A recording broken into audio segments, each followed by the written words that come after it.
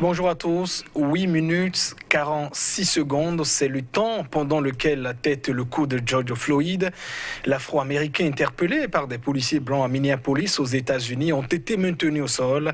L'homme âgé de 46 ans, les bras déjà menottés, n'a pu survivre. « Je n'arrive plus à respirer », lançait-il, essoufflé aux policiers sans suite. Les collègues de Derek Chauvin maintenaient le public à l'écart et tentaient donc de l'empêcher de filmer l'horrible scène. George Floyd décède asphyxié et ce énième crime raciste a entraîné des manifestations violentes dans plusieurs villes des États-Unis. New York, Washington DC, Boston, Los Angeles, Philadelphie, Seattle. Plus de 140 villes des États-Unis ont manifesté pour réclamer justice à George Floyd. Le mouvement Black Lives Matter, la vie des Noirs compte aussi, a donc refait surface. Les policiers impliqués dans cette violence sont inculpés de meurtre. Alors, question, mesdames et messieurs, sur votre émission, les Noirs, ou pourquoi les Noirs sont-ils autant détestés? Voilà donc le sujet que nous mettons donc en débat sur cette émission Angle de vue de ce jour avec mes invités. Lamine Cissé, bonjour. Bonjour. Vous êtes, vous, écrivain, vous êtes expert en communication politique. Merci d'accepter notre invitation. C'est un plaisir. Face à vous, un habitué aussi du plateau, Dieudonné Lokosso, bonjour. Bonjour. Voilà, vous êtes, vous, écrivain aussi, panafricaniste, ancien secrétaire général de la CSA Bénin, la Confédération des syndicats autonomes du Bénin. Merci également de prendre part à ce plateau. Et mesdames, messieurs, pour donc démarrer, nous allons faire un petit tour à la régie pour suivre donc cet élément. Je rappelle, les images sont donc saisissantes qui illustrent évidemment ce décès et la mort de George Floyd. Voici donc l'élément. What is wrong with y'all? What the fuck? He got made. He got made. He cannot breathe. Get over here. No, first of all. Bro, look, well, you should check on him. He's not responsive right now. He's not responsive. Look at him. Right now. He's not responsive right now. He's not responsive right now. He's not responsive right now. Bro, you think that's okay? Check his pulse. Check his right. Child, check his pulse. Check. The man ain't moved yet, bro. The man ain't moved yet, bro. Where? Minneapolis. Okay. Bro, you're a bum, bro. You're a bum, bro. You're Check definitely a right bum, now. bro. Tell me what it is. Tell me what his pulse is right now. Check the pulse. Bro, he has not moved not one time. He's off. He's off. Don't touch him. Don't touch I got this all on camera. Watch out. Don't touch me. Don't touch You touched him. You went to him. So shut up. You went to him. Y'all always trying to start something. Bro, don't ever touch me, bro. I ain't said a word, haven't I? Thank. Like you bogus, bro. You damn near dead, bro. He's fucking dead, bro. I didn't hold that. I didn't hold that. I ain't said a word. I appreciate you. You're wrong now, bro. You're wrong now, bro. They both get shredded. Yeah, 987, you just killed that nigga, bro. You just Y'all killed just him, really bro. just killed that man. You just really killed that man, bro. And if he not dead, he close to death. That's crazy. You just really killed that man, bro. Bro, you just killed that man, bro. This the number of the police bro. car. Fuck my bro. All of that. Bro. Dang, bro, you bogus. You know that, bro. You know you bogus. That's why you can't. Mesdames et messieurs, voilà donc pour ces images, notamment la scène qui s'est donc déroulée, c'était donc le 25 mai dernier à Minneapolis, dans l'État de Minnesota, aux États-Unis. Dieudonné Lokosso, je vais vous demander de réagir par rapport à ces images qui ont donc suscité ou entraîné la mort de George Floyd. Merci bien, mon cher ami. Je voudrais commencer par citer Martin Luther King, lui-même emporté par la violence aveugle. Il a été assassiné en 1968. Ouais. Il disait « Notre vie commence par s'arrêter le jour où nous gardons le silence sur des choses graves. Ce qui m'effraie, ce n'est pas l'oppression des méchants, mais l'indifférence des bons. Puis, à la fin, nous nous souviendrons non pas des mots de nos ennemis, mais du silence de nos amis. » Je crois que l'image que nous venons de voir est sérieusement grave pour que les gens se taisent. Parce qu'il y a eu des morts, des assassinats de Noirs, et puis bon, c'est resté inaperçu et c'est classé. Donc il a fallu l'habileté d'un amateur qui a filmé la scène. Et ça a suscité, comme l'a dit Martin Luther King, il n'y a pas eu de silence.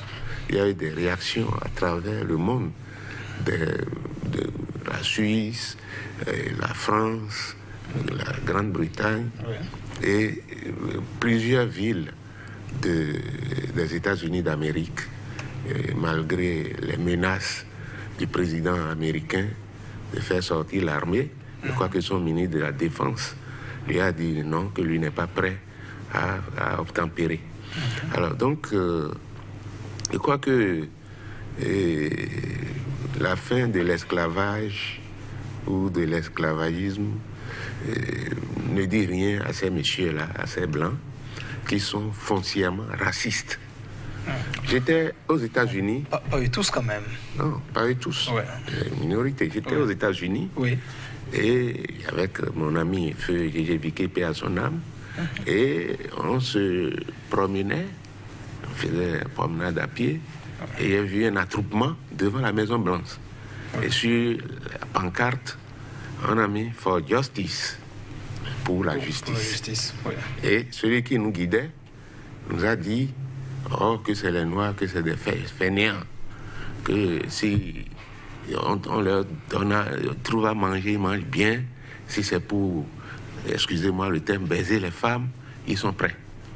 Et j'ai dit, mais moi, ce que j'ai vu à New York, les gratte-ciel jusqu'à Washington ici, c'est avec la sueur des Blancs, des Noirs plutôt, venus d'Afrique, qu'ils ont pu édifier ce pays.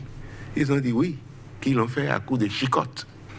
Qu'aujourd'hui, avec la démocratie, est-ce qu'on peut encore frapper les gens pour forcer? Qu'ils sont venus d'horizons divers, que l'Amérique appartient à tout le monde. Alors donc, même dans les débats entre Africains et les Blancs, on sent toujours ce relent de racisme. Donc, c'est devenu un atavisme, et puis bon, ça va de père en fils. C'est laissé comme un héritage. D'accord. Et il faut se battre. D'accord. Lamine Cissé, votre réaction après avoir vu ces images? Bon, parce qu'en fait, je crois que en tant qu'Africains, nous avons vu pire que ça en Afrique du Sud. On oublie, c'est récent. C'est la domination blanche sur 90% des Noirs. Mais on les massacrait à longueur de journée. Vous l'évoquez, la période de l'apartheid. Non, c'est l'apartheid est soutenu par qui? Par ses puissants. C'est par l'intérêt, autour de l'intérêt. Nous avons vu ça. Et l'Afrique a été debout comme un seul homme. Mais que ce soit Londres, les États-Unis, ils ont fait quoi pour éradiquer l'apartheid? Donc, ce système qui maintient les Noirs dans un système de domination qui a forcément des objectifs précis. Parce qu'en fait, tout n'est pas que raciste. On viendra dans le débat, tout n'est pas que raciste. Il y a de l'impérialisme, il y a autre chose. Tout n'est pas que raciste, donc il faut explorer les pistes pour savoir. Mais ce que nous avons vu aux États-Unis, on a été fortement indignés. Moi, j'ai même coulé les larmes quand j'ai regardé ça. Parce qu'en fait, celui qui dit « je ne respire pas », et il est menotté en plus. Oui, il est menotté. Et plaqué au sol. C'est-à-dire que la personne qui est parvenue à faire cela n'est plus dans la dimension de l'être humain. Il est animalisé, il est dans la dimension animale. OK? Et la grande motivation de cette dimension, c'est que le noir n'est rien du tout. Voilà. La chosification du noir pendant des années, c'est vrai, la traite négrière, l'esclavagisme a duré toutes ces années qu'on a donc connues. Les réactions n'ont tout de même pas manqué. On a vu beaucoup de personnalités réagir, ainsi de suite. Dieudonné Le Cossu, est-ce que, vous le disiez tantôt, est-ce qu'il faudrait peut-être pas rendre hommage, comment dit-on, à cet amateur peut-être qui nous a permis de voir, peut-être que tous les jours, il y a de ces gens d'actes qui se commettent, ou peut-être que si c'était pas filmé, comment dit-on, les policiers auraient peut-être nié ce décès ou cet acte. Vous avez vu, dans un premier temps, ils ont parlé de homicide involontaire. Et avec la réaction en masse des gens, ils ont requalifié le crime. Oui. Bon, alors, donc, moi, je crois que nous sommes dans un monde où il y a d'autres intérêts sous-jacents qui ne sont pas toujours perspectibles. Donc, ce qui s'est passé, on doit vraiment rendre hommage à l'amateur qui a filmé cette scène macabre et comme l'a dit mon vis-à-vis, le type, il est sorti même de lui-même parce que ils sont 4. Il y a 3 spectateurs joyeux et lui, il écrasait comme si c'était un poulet et malgré les cris de détresse de monsieur Georges, bon, il n'a pas été sensible. Et bon, l'apartheid, c'est encore grave, mais les Noirs ont pu résister. Mais ici, la police, la grande majorité, c'est des Blancs. Et on donne des ordres pour dire aux policiers blancs, vous avez des quotas, il faut attaquer les Noirs. Bon, on l'a pas expressément. Non, moi j'ai lu ce matin avant de venir. Un ancien policier qui a un haut gradé retraité qui a dit ça en déplorant justement ce qui s'est passé. Il est vrai, peut-être, c'est pas forcément pour renchérir ce que vous avez dit, mais il y a une étude qui a été montrée qui signale clairement que, par exemple, que les Noirs ont 2,5% par exemple de chances d'être plus contrôlés ou bien de subir des violences par rapport aux Noirs aux États-Unis. Ah oui, c'est déjà une discrimination. Alors, nous devons être égaux devant la loi, mais malgré les lois, machin, mais la volonté populaire est au-dessus de toutes les lois. D'accord. Les lois scélérèrent tout ce que les gens font. Oui. Le jour, le peuple se lève et il ne craint plus rien. Évidemment, parce que le Covid était aussi en vigueur. Oui.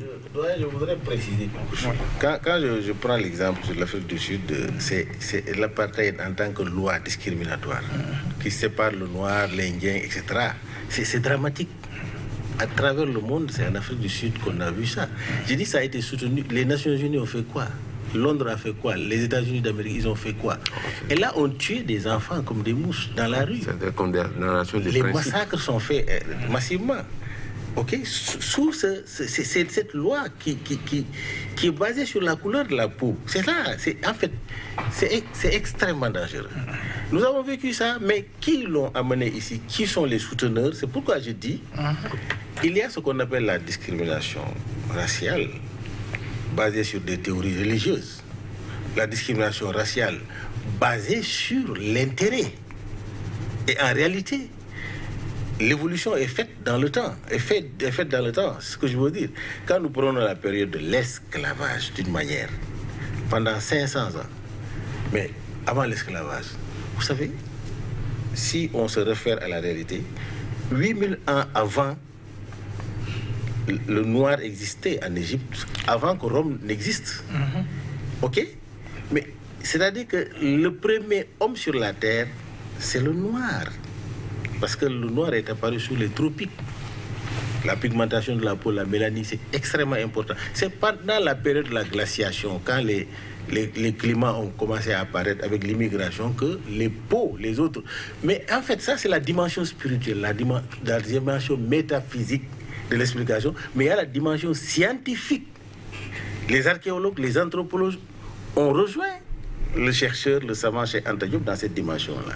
Donc le problème aujourd'hui, c'est pas qu'on ne sait pas, mais qu'est-ce qui reste dans la mentalité des gens qui fait qu'aujourd'hui, on continue de le faire. Alors, aux États-Unis précisément, là, c'est pour expliquer un peu ce phénomène. Je posais la question, d'ailleurs, c'est le titre en débat. Pourquoi les Noirs sont-ils autant détestés? Est-ce que c'est la couleur de la peau qui fait toujours le cas, ou, disons, cette imagination de dire les Blancs sont toujours supérieurs aux autres et par conséquent, il faut chosifier les Noirs? Voilà, mais justement, c'est-à-dire que quand vous analysez sur cet angle-là, moi je voudrais qu'on l'analyse d'une façon globale. Parce qu'en fait, le noir, partout où il se trouve dans le monde, il vient de l'Afrique. Oui, évidemment. Nous avons connu le commerce transatlantique, mais transsaharien également. C'est-à-dire qu'on est en train d'attaquer les États-Unis, mais quand vous allez dans le monde arabe, le noir est aussi sous-estimé et stigmatisé. Évidemment, c'est un autre cas, ça. Très bien. Oui. Non, même les Chinois aussi. Hein. Très bien. Ouais. Donc, aux États-Unis, moi, je dis, il y a des clivages sociaux. Il y a de la dimension spirituelle de certains, excusez-moi, de la haute classe qui pensent que, c'est-à-dire qu'il est supérieur. Vous savez, on a vu dans cette manifestation-là les Blancs, les minorités blanches qui sont marginalisées également, sont aussi marginalisées que les Noirs qui ont joint le combat. Alors, qu'est-ce que cela veut dire? Ça veut dire que c'est la société américaine qui a été classifiée de telle sorte que c'est l'argent, la notoriété qui détermine la classe sociale. Il faut être très riche et être en haut. Les autres, il faut les écraser. À plus forte raison, un noir est considéré toujours celui qui est un étranger qui est venu d'ailleurs. Alors que les États-Unis est construit que par des étrangers. Donc le problème, c'est que c'est tard, les tares de l'esclavage qui continuent de hanter les consciences jusqu'à présent. Dieudonné Lokossou, vous qui avez été secrétaire général, vous vous êtes sans doute beaucoup battu pour éviter ces clivages au sein des classes. Vous rapportiez d'ailleurs tout à l'heure des anecdotes, beaucoup d'exemples que vous avez vécus. Dans votre parcours, comment avez-vous toujours perçu ce phénomène? Et pourquoi, en dépit de tout ce que vous avez sans doute fait, ça a la peau du, je voudrais dire... les gens sont toujours dans l'époque. Ils remontent à l'esclavage et la traite des Noirs. Ça a été un drame. Mais vous allez au Brésil, le Noir vit la même situation. Bon, et les nôtres ne disent rien à cause des intérêts matériels, à cause des intérêts politiques. Donc, partout où se trouve le noir, il y a toujours un problème d'injustice sociale. Donc, bon, la théorie de Kik, du professeur que je respecte beaucoup, que j'aime beaucoup, ses livres dans ma bibliothèque, ben, ça a aussi été, ça n'a pas été facilement accepté. Dans son propre pays, il a été combattu par le président Léopold Senghor. Il a même fait la prison. Donc, le problème du racisme, c'est ancré dans la tête des Blancs. Ils pensent que l'Africain est toujours inférieur. Or, il y a des Noirs qui ont été très brillants. Quand vous allez en Martinique, moi j'ai eu l'opportunité de voyager, de visiter tous ces coins-là, mais les gens se plaignent toujours. Il y a toujours des plaintes. Donc, le noir est sous-estimé et nous-mêmes, parfois, lorsqu'on dit un chef d'État, et le nôtre, parle de désert de compétences, mais moi, ça a été pour moi une indignation. C'est ridicule. Mais nous-mêmes, si nous considérons le noir, on met le noir et le blanc au-dessus du noir, mais c'est un drame, c'est une honte pour l'Afrique. Alors donc, je pense que cette façon, cette vision des États-Unis, la sous-estimation des Noirs, ça ne peut pas disparaître du jour au lendemain. Il faut s'organiser, il faut se battre. Et comme les Africains, malgré tout ce qu'on peut leur reprocher, il y en a qui ont soutenu les tenants de l'apartheid, mais il y en a qui ont farouchement combattu, soutenu matériellement, moralement. Ils ont créé des zones où on a entraîné des gens un peu partout. Donc, je pense que le problème de racisme aux États-Unis, c'est une tare, je dirais même congénitale. Lamine Cissé, on sait l'esclavage a duré autant de siècles. Est-ce qu'il faut aussi le nombre d'années pour peut-être parvenir à totalement l'éradiquer, même si sur papier, depuis des années, l'esclavage a été donc aboli. Les impacts étaient si durs pour qu'aujourd'hui on a du mal sans doute à éradiquer ce phénomène. Vous savez, quand on reste aux États-Unis, purement aux États-Unis, oui. La société américaine, est-ce que les Américains connaissent le reste du monde à part l'Amérique? Ouais. C'est une question pertinente. Une question importante. Parce que l'Américain, il est fier de lui, etc. Mais il cherche à connaître l'autre. Ça, non. L'Américain ne cherche pas à connaître l'autre. On a eu la chance d'avoir un Barack Obama qui a une culture multidimensionnelle parce qu'il est lié au mariage de sa maman. Ils ont beaucoup voyagé, ils ont découvert d'autres peuples. C'est un Africain, il venait en campagne au Kenya, etc. Il a une autre manière de voir le monde. Et ça a eu, dans ses discours, il faisait toujours des discours d'apaisement, d'équilibre socio-culturel. Mais est-ce que l'Américain, les 80, même nos frères qui sont américains, nous sommes en train de faire un travail. Il y a d'autres qui se battent. Nous avons eu les Martin Luther King, les Malcolm X, qui ont beaucoup travaillé pour amener les Noirs américains à la réhabilitation de leurs valeurs, pour leur montrer que, attention, vous êtes des Africains, pour leur montrer qu'il faut se mettre debout contre, n'est-ce pas, l'injustice sociale qui est établie depuis des millénaires. Alors, je crois que le travail là doit faire à ce niveau-là. Mais le travail là, c'est pas à ce niveau seulement. C'est à notre niveau nous-mêmes en tant qu'Africains. Nous avons des dirigeants qui ne travaillent pas à la réhabilitation de nos valeurs, qui ne travaillent pas à nous imposer en tant que socio-culturel et en tant qu'économie dans le monde. Ok? Parce qu'on peut pas, on parle d'esclavage, tout ça là. Ok, d'accord, il y a les stigmatisations. Mais 60 ans, après 60 ans d'indépendance, on a fait quoi pour arriver à ce niveau de toucher la conscience? Parce que l'Amérique ne croit qu'aux intérêts. C'est un pays capitaliste. Regarde, il respecte aujourd'hui la Chine. Parce que la nation chinoise s'est mise debout et il s'est hissé et il est en train de menacer l'Amérique. Aujourd'hui, quand tu dis à un Américain chinois, il respecte les Chinois. Ok? Vous voyez les autres pays émergents qui sont en train de se lever. Mais nous, le continent le plus riche, nous avons été victimes de cette richesse-là parce qu'ils sont venus prendre nos ressources en faisant des théories comme quoi, quand on prend sur le plan religieux, comment se fait-il Dieu ne peut pas créer une âme aussi pure dans un corps aussi noir? Ça a été théorisé par l'Église.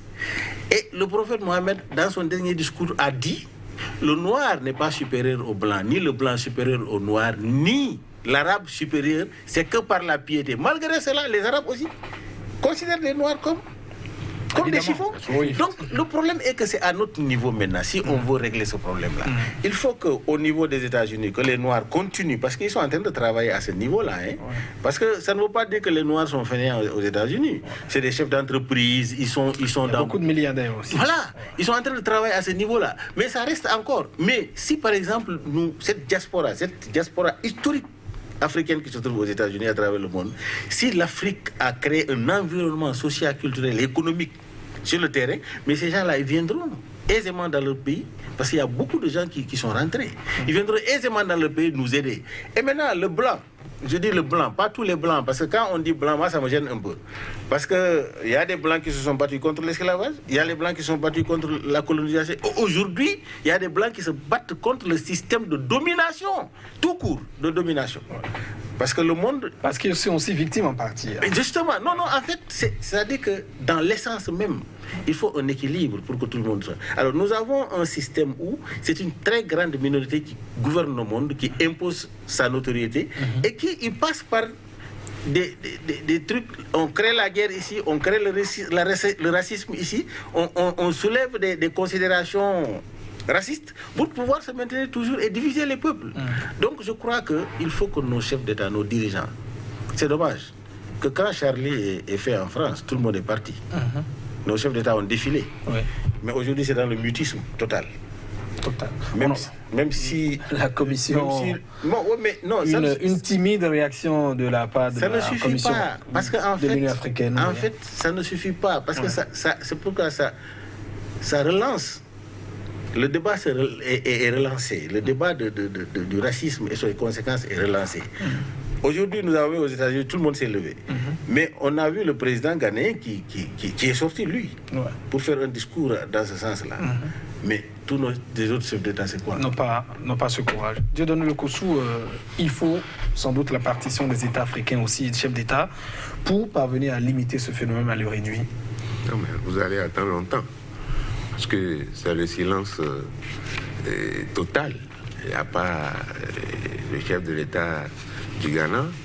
Il y a un ancien ministre des Affaires étrangères du Sénégal que j'ai écouté ce matin sur RFI, qui a réagi aussi. Bon, alors, lorsqu'il s'agit des questions de racisme où les Noirs sont maltraités, il doit y avoir de vives réactions. Il doit y avoir des machins là parce que... L'Union africaine a pondu un communiqué. Non, l'Union africaine, laconique. Est-ce que... La commission... Est-ce qu'eux-mêmes, ils respectent même les décisions de l'Union africaine? Prenons déjà à côté la CEDEAO.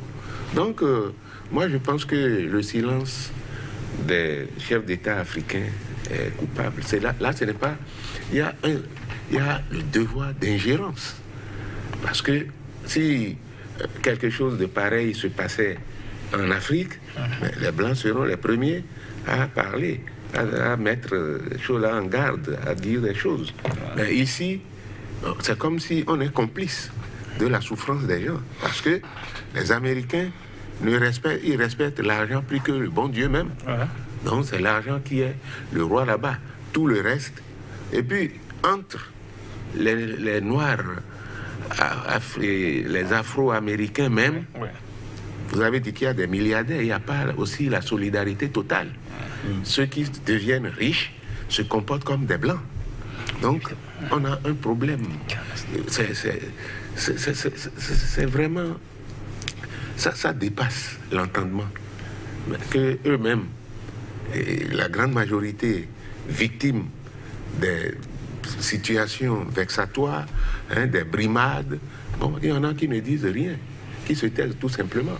Donc, ne demandez pas à nos chefs d'État de faire chose là, de piper un mot. Donc, moi j'ai vu en Martinique, là où on a logé Béhanzin, et on a attrapé Béhanzin, on lui a dit qu'il va rencontrer le roi, le président français ou je ne sais pas, et finalement il s'est retrouvé en Martinique.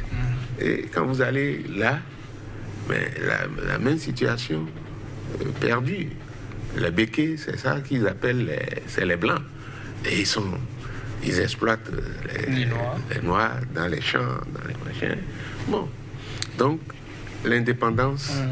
Est-ce que Dieudonné Lokossou, il faut peut-être continuer, c'est pas dans les plaintes, dans les indignations, ou dire comment on fait pour désormais tenter de limiter?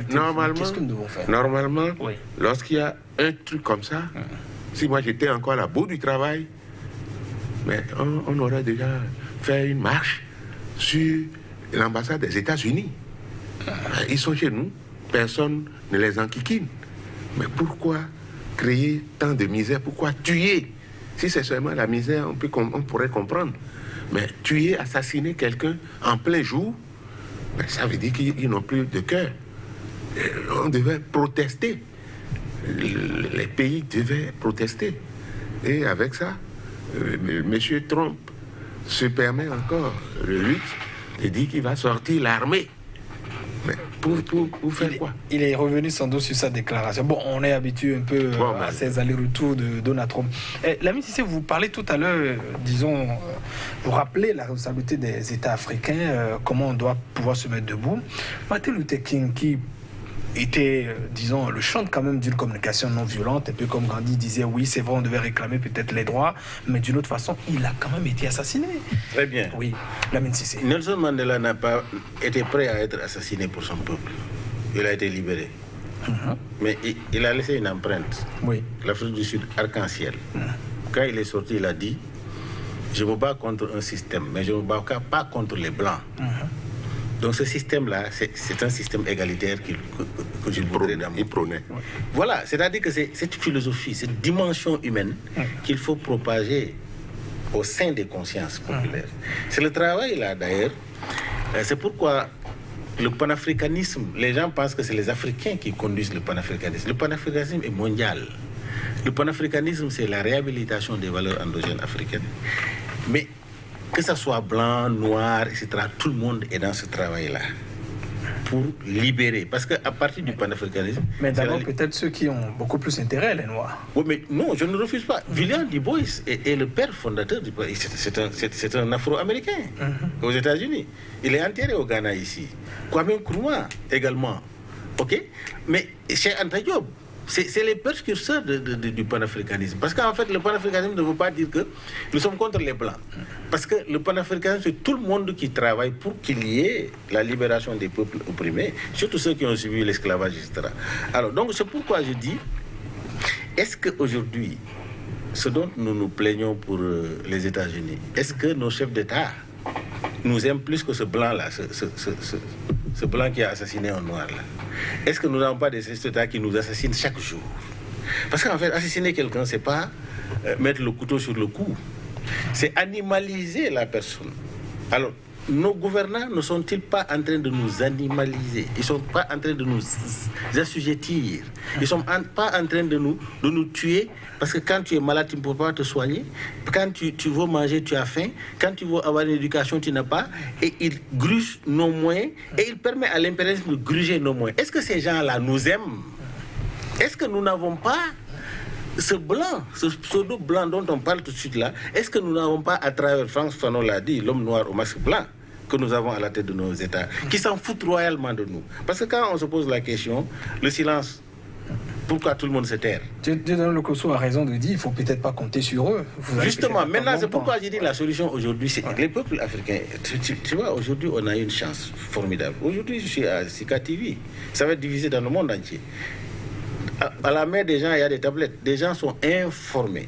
Et la conscience de cette jeunesse-là n'est pas la conscience de la jeunesse de 1960. Aujourd'hui, les gens sont informés. Il faut que nous amenons à la tête de nos États des leaders panafricains qui sont de véritables patriotes et avoir des systèmes de gouvernance transparents, des systèmes de démocratisation transparents pour pouvoir créer des alternances. Je crois que ça ne va pas prendre du temps. Parce qu'en fait, pourquoi ça ne va pas prendre du temps? Nous sommes dans des situations où tout est priorité. La demande sociale est forte en Afrique. Cette jeunesse formée, sans emploi, cette jeunesse qui est en train de former sans perspective, dans la rue, c'est une bombe humaine qui va se mettre dans la rue. Donc nos chefs d'État sont contraints, ils sont forcés d'aller vers l'intérêt supérieur des populations. Et le jour que l'Afrique va être debout sur le plan économique, sur le plan culturel, etc., l'Américain qui est aux États-Unis, là, il va dire oui, j'ai mon partenaire égal à égal. Parce que eux, la grande majorité des gens, c'est le capital. Le monde du capitalisme mondial, c'est les États-Unis d'Amérique. Il faut le connaître. Évidemment. La MUCC se nourrit d'espoir. Oui, bon. Mais moi, je dis que ce qui se passe peut-être aux États-Unis, ça fait contenter certains chefs d'État. Parce qu'ils vont nous dire, voilà un pays, vous dites que la démocratie, ça vient des États-Unis. Bon, ben voilà. Donc, ça les encourage. Depuis 1960, ça fait bientôt 60 ans que nous sommes indépendants. Quel est le pays le plus riche? Mais c'est la misère un peu partout. Ce n'est pas seulement assassiner. L'homme qui a faim n'est pas un homme libre. Bon, alors, la démocratie, ça n'existe même pas. Ce n'est pas seulement ici. Ici, c'est encore pire. Avec ce qui se passe là, ne parlons plus de démocratie en Afrique. Nous sommes dans l'autocratie. Nous sommes dans un système inique. C'est encore l'apartheid. C'est la classe. On a une petite minorité s'enrichit sur le dos de la grande masse. Il y a des gens qui n'ont même pas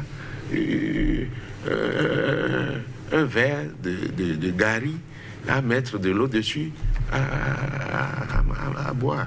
Donc, moi je pense que on doit repenser beaucoup.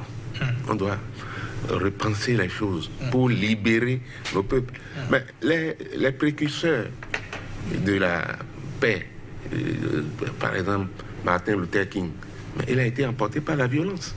Malcolm X, il a été emporté. On a tué tous ces gens-là.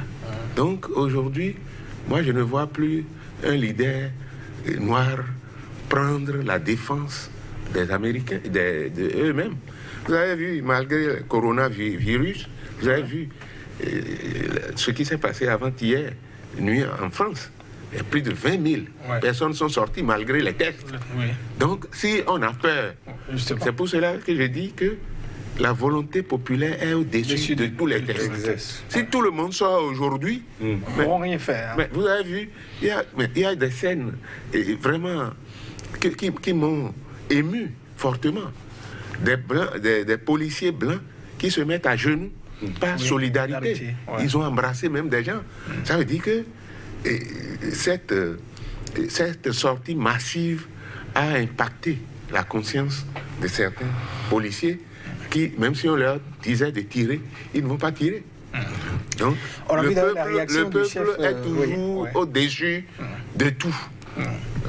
Lamine Cissé? Oui, non, c'est-à-dire que c'est pourquoi, quand vous me dites espoir, l'espoir est là, parce que tout le monde n'est pas mauvais.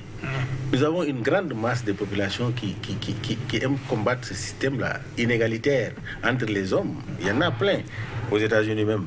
Alors, donc, ce que je voudrais dire, tout simplement, est qu'il faut que nous soyons libérés. Prenez par exemple la RDC, le Congo, où en 1885, Léopold II envoyait des missionnaires.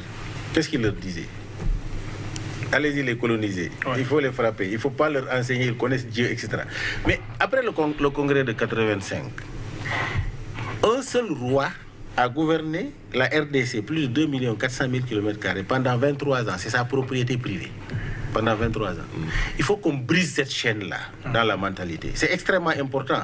Alors, je prends comme exemple, il faut que les autorités congolaises libèrent le Congo des multinationales, qu'ils permettent aux Congolais d'être fiers partout où ils partent. Ça doit commencer par ça, là. Il faut que nos populations sentent qu'ils ont des dirigeants qui se battent pour eux. Pas des dirigeants qui se mettent plein les poches, qui montrent leur ego, qui pensent que ils sont des dieux sur terre. Mais lorsque ces dirigeants sont imposés par les puissances, même si c'est vrai, il y a l'espoir, la main qui donne ordonne. Prenons le cas de RD Congo, par exemple, on voit les conditions de l'élection. Dans d'autres situations, on voit parfois comment les dirigeants sont installés. Et au lieu, vous le rappelez, de s'occuper de ce qui est là, c'est se battre à modifier les constitutions. Comment rester au pouvoir? Comment est-ce qu'on peut les respecter ou bien dire, peut-être traiter d'égal à égal quand ils se comportent de cette façon? Nous sommes en évolution. En 1960, il n'y avait pas de télévision, il n'y avait pas de radio, on zigouillait. Moi, mon parti politique, les gens ont été tués en prison, on ne savait pas. D'autres sont partis en exil. Aujourd'hui, quand tu éternues, le monde entier le sait. Les consciences sont en éveil. Aujourd'hui, tu as parlé de RD Congo, le processus de démocratie. C'est un processus. Mais on ne peut pas contenir la volonté populaire. Il l'a dit tout à l'heure là. On ne peut pas tout le temps contenir la volonté populaire parce que ça finira par se casser. Alors moi, ce que j'ai dit, quand je prends l'exemple sur la lutte que les syndicalistes ont menée pour amener cette démocratisation au Bénin, mais c'est un exemple. Ils ont trouvé un chef d'État aussi qui était réceptif. Oui, justement. OK. Et des compétences se sont réunies pour là où les gens n'ont pas échoué et réussi, eux, ils ont échoué à cela. C'est pourquoi je me lève quand je vois cet acquis qui est en train d'être mis dans la poubelle. Je m'indigne par rapport à cela au Bénin, parce que le Bénin était un modèle qui montrait au monde entier la conduite à tenir. En ce moment, je disais que nous, on votait au Sénégal, on faisait la langue mielleuse, démocratie, démocratie. On a commencé la démocratie au Sénégal en 2000. C'est qu'en 2000, avec l'alternance. Alors que le Bénin, depuis 90, est dans la véritable démocratie. Donc, les choses vont changer. On ne peut pas opprimer le peuple tout le temps. Ce n'est pas possible. Vous savez, dans 5 ans, 10 ans, ce qui se passe aujourd'hui ne peut plus se faire. Oui. Faire des coups d'État institutionnels, constitutionnels, les gens sont conscients de cela.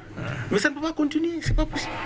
Dans le Kossou, on prône quoi? C'est vrai, il y a l'expérience. Vous demandez peut-être vous dites qu'il ne faut pas compter sur les chefs d'État. Alors que dites-vous alors aux populations, c'est pas à vos compatriotes, aux Africains? Les compatriotes, ça dit, le silence n'est pas une approbation. Le silence, c'est pour un temps. Il faut laisser le temps au temps. Mais ce qui est sûr, quelqu'un ne peut pas faire plus de 2 mandats dans ce pays. Si même on prend un engagement et le goût du pouvoir fait qu'on doit changer en cours de route, ça n'ira pas plus de 10 ans. Donc, des choses peuvent changer. Mais comme il le dit, quand c'est des gens qui sont imposés, des gens qui violent leur constitution, comme ce qui va se passer en Guinée. Hein? Voilà. Mais voilà quelqu'un qui a quand même reçu une formation. Ce n'est pas un analphabète sur le plan politique. Il a dirigé la FIANF, il a fait avec les Robert Dossou. Mais Maître Robert Dossou, mais malgré ça, il faut voir comment il est en train de persécuter Alpha Condé. Alpha Condé. Oui. Il faut le dire. Donc, comme il a dit, mais le Bénin, le monde, c'est devenu un village planétaire. Tout ce qui se passe dans les fins fonds, mais on sait. Mais vous, au moins, c'est ici que je trouve l'espace démocratique. Je dis ce que je pense. Je dis ce que je pense. Et ça, c'est déjà une conscientisation du peuple. Mais quand chaque fois on fait une émission, on s'en va, mais les gens nous interpellent. Ouais. On dit au moins, ça c'est bon. Ça, c'est bon. D'accord. Dieudonné Lokossou, merci à vous d'avoir préparé à ce débat. Le temps est complètement terminé, monsieur Lamé, c'était vraiment court. Le sujet était véritablement vaste. On parlait donc de la mort de George Floyd, notamment cette question du racisme. Avec cette question, les Noirs sont-ils autant détestés, mesdames et messieurs? Vous aurez donc compris, le mal à la peau très dure, mais il faudrait donc se lever, la conscientisation. Il ne faudrait donc pas perdre espoir, rappeler nos invités. Ce qui se passait en 1960 n'est plus la même chose aujourd'hui. Il faut donc garder espoir. Ce sera tout quand même pour cette émission d'Angle de Vue. Merci de votre attention. Au revoir. On fait photo, on fait pas.